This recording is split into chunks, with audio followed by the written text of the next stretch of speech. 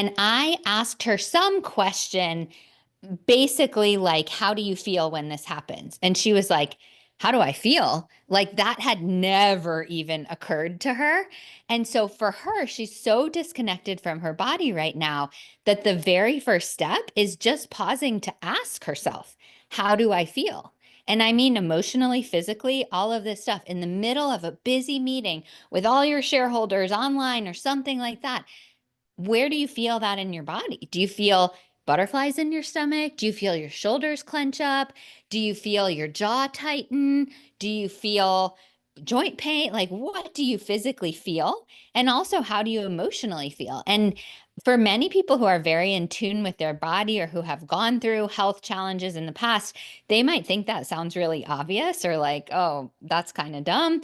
But this is not obvious at all to most people. So actually just pausing through the day and asking yourself how you feel is a giant first step. And then to your point, which is some of our symptoms are not the root cause. Like, for example, my sex hormones, in my case, in my 20s, were not the root cause. I wasn't born with a genetic, now in hindsight, I know I wasn't born with any kind of genetic issue with my hormones. The root cause in my case was cortisol and adrenal dysfunction, which is upstream, as we learn in functional medicine, from the sex hormones. So once you kind of can see how you feel how you feel, and then you can connect that with maybe some of the downstream and upstream symptoms and causes, we can often come to the answer. Yeah. And I think one of the important points that you talk about is having the ability to kind of unwind, um, knowing that you can be heightened, but if you can unwind pretty quickly, you're pretty regulated on an Mm-hmm. emotional level. But if you can't unwind and you're still staying, thinking about work or whatever's stressing you, and you're not able to come down, I understand that could be signs of, increased stress and not normal anymore. Absolutely. And that's our body protecting us. It's kind of annoying, honestly, having been there myself to not be able to let down. But what happens in your body is that it's stuck in that fight or flight, that sympathetic nervous system dominance that I mentioned. And the reason it's so hard to unwind from that is your body quite literally thinks it's in danger. The classic example is there's a lion coming at you. Well, in 2024, 2025, there's not hopefully a real lion coming at us, but that lion is our inbox. That lion is financial pressure, is social pressure, is whatever else it is. And when we're so constantly bombarded by that threat, which is that thought, fear, danger, terrifying something, your nervous system is trying to help you by staying alert. We need to tell it in our own way, okay, it's safe. That threat has passed. The lion is no longer there. The financial pressure will resolve. Whatever it is, our goal is just to tell our body it's safe so it can come out of that. So when it comes to brain health, for example, how do diet, lifestyle, and exercise impact that cognitive function, especially when you're talking about that fight or flight? How, like, I guess where I'm going with this is when people feel like they're doing all the right things, but if Yeah. their cortisol levels are high and they're not losing weight or they're not feeling as energetic, how does that impact our cognitive abilities? Yes. Well, it is so connected. Neuroinflammation is a word that more and more people are hearing these days because unfortunately it's more and more common. And that just means inflammation of the brain. So we hear of inflammation. People are like, ooh, I think I'm inflamed, but they don't really know. Many people don't really know what that means. So I'll start there and then I'll answer your question more directly.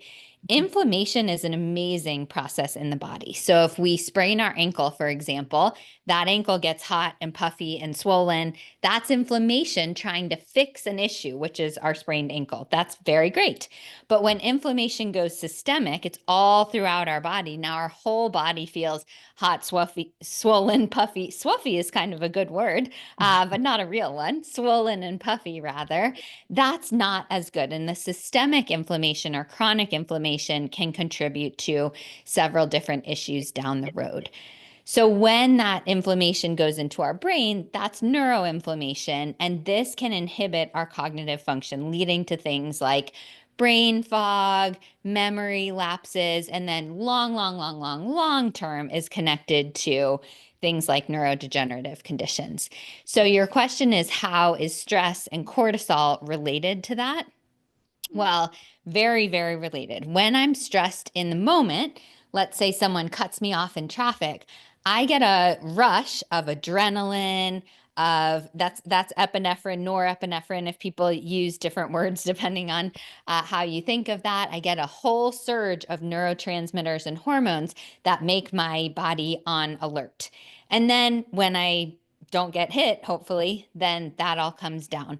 But when I'm chronically stressed, I have a whole different set of neurotransmitters and hormones. Cortisol is really the dominant one there.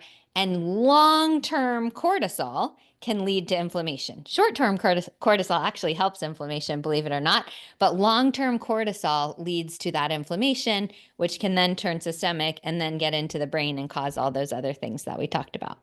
Yeah. So a couple things with cortisol, I know that there's many ways to test it. I know some people will do a blood test, some people will do a saliva test, but they actually show you different things. Yes. And some doctors won't test it all because they say it fluctuates too much. So why would we check it? And I always go with there's got to be a baseline. We got to start from somewhere. Yes.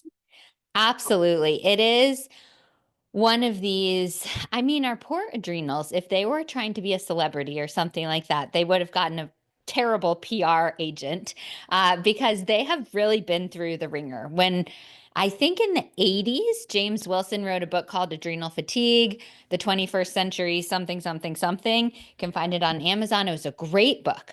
But that just got attacked by Western medicine, who was not yet in the loop of adrenal function. And so what we then did was say, okay, adrenal fatigue, yeah, that's not a thing. Now we call it adrenal dysfunction or dysregulation. And Western medicine and allopathic and holistic medicine and functional, we can all kind of get aligned with this adrenal dysregulation or dysfunction. So that's what I'll call it from here on out. And because it's been through the ringer, the issue of testing becomes very tricky, like you said. If I'm running a blood panel on someone, I'll just run blood cortisol because it's literally like $1 or $2 and it can't hurt just to have it.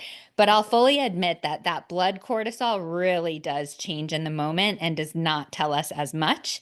My preferred option for testing is a saliva diurnal cortisol. Diurnal means we're testing it 4 times during the day.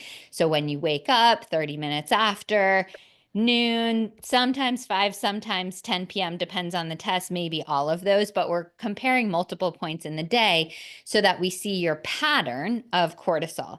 And we can very quickly I can very quickly put clients into patterns like stage 2 adrenal dysregulation is tired but wired, where everything is high, their cortisol is high all throughout the day. They're going, buzzing. Inside, they're really tired, but they don't feel tired. They just feel like on a high. Or stage 3, which is more the burnout, everything's low. So I like to use that pattern. Another really good option is the dried urine or the Dutch test. If I'm looking at someone's sex hormones as well, I might use that for cortisol. So to your point, there are multiple options. I would say for whatever practitioner someone in the audience is working with, use whatever they're most comfortable with and whatever they have a big knowledge base on. But don't take, if you know this is an issue for you, don't take no for an answer in terms of testing. I really believe we should all get access to our own body's data. And it's one of my pet peeves when people say, I really tried to get this test and I couldn't. I'm on the opposite side. If people want a test, unless it's going to cause them harm for whatever reason, I am happy to order them that test because I think data is so empowering. Another marker that I'm familiar with is the CRP, the creatine reactive protein. Is that something that you usually have drawn as well to give you a bigger picture of what's going on? Yes. Oh, you are so in this world and I love it. I have a blog post, which are it's called 4 lab tests you may be missing or something like that. And the CRP is number one on that list. I think it's extremely useful. Depending on the person, I generally prefer the HSCRP, high sensitivity C reactive protein, but there are various use cases for either one. That's a marker of overall inflammation in the body. And so, because of our previous conversation of how connected this all is to inflammation, it's really important to see that number. And it's interesting because I've heard like mixed reviews on whether the number, if it's, so for people listening in Canada, it needs to be less than 8. I don't know what it is as a US marker, but less than 8 in Canada. And then I've asked people about it because I've seen as for myself as high as 20. And they Yeah. said, oh, we won't touch it till it's 180. By that time, like, I'm in shock thinking that my body's broken and beyond repair. So so I think any inflammation that's above the norm that we should be paying attention to and start making adjustments. But I would love to get your take on that. Well, I think your instinct is correct here. I've never heard of no intervention until 180. That feels really high to me. And maybe I would agree if the intervention in question were like some super strong anti-inflammatory pharmaceutical or something like that, that we don't need to intervene at lower levels. But Yeah. there are so many things we can do at lower levels. So if someone has an inflammation of literally zero, that could actually mean their body can't mount an inflammatory response, which is helpful for our immune system and many other processes. But in general, aside from a pure 0.00, a lower inflammation is better. So even if your level were a 10 or certainly a 20, I would absolutely encourage something very like low risk, like some turmeric. I like to use a supplement called Inflammatone. I have no relationship with them, but it's a blend of excuse me, all kinds of anti-inflammatory herbs. We can work on an anti-inflammatory diet, which is high in vegetables, fruits, darkly colored, pigmented plants, low sugar, low alcohol, low fried food, all of these things that can cause inflammation. And really just chipping away at it before it becomes a big issue is so helpful. Yeah. Because I think, with inflammation, what I'm hearing out there is we have people who are becoming metabolically unhealthy. We're having the highest type 2 diabetes that we've seen Mm-hmm. in probably a long time. Digestive issues have been, people are having a hard time identifying whether it's a food sensitivity or actually an allergy. Yes. And just so much on the go. When you work with someone, what's the first thing that you would say to them, like when you're just getting started in investigating, when you're thinking, you're listening to this podcast today and you're thinking, gee, I might have some of these burnout symptoms. Maybe I'm a lot more stressed and it's not normal. And I think that's when people start, to contemplate change. But what would you say to them if they're just beginning this journey of investigation? I love this question. Just to make sure I answer it right, is this, I think I'm stressed. What do I do to manage stress so it doesn't impact my health? Yes, yes. Okay, great. I have a button right here. I pretend it's a magic button.